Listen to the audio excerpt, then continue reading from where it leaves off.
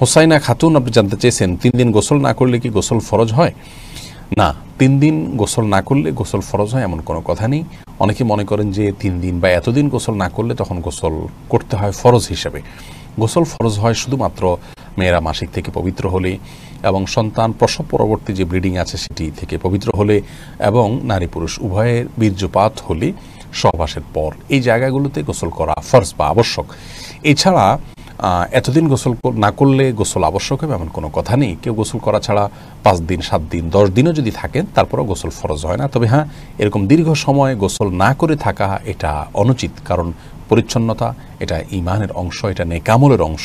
সেই জায়গা থেকে যত অল্প সময়ের মধ্যে সম্ভব, বিশেষ করে গায়ে যখন দুর্গন্ধ হয়, ঘামের গন্ধ হয়, তখন ঘামের গন্ধ এবং শরীরের ময়লা ইত্যাদি এগুলো দূর করবার জন্য গোসল করা উচিত।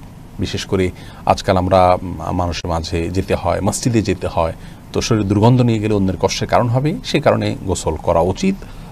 সেটা একদিনে হোক, 2 দিনে হোক বা যতটুকু সময় সম্ভব, কিন্তু এত সময়ের মধ্যে না করলে গোসল করা ফরজ হয়ে যায় এমন কোনো কথা নেই।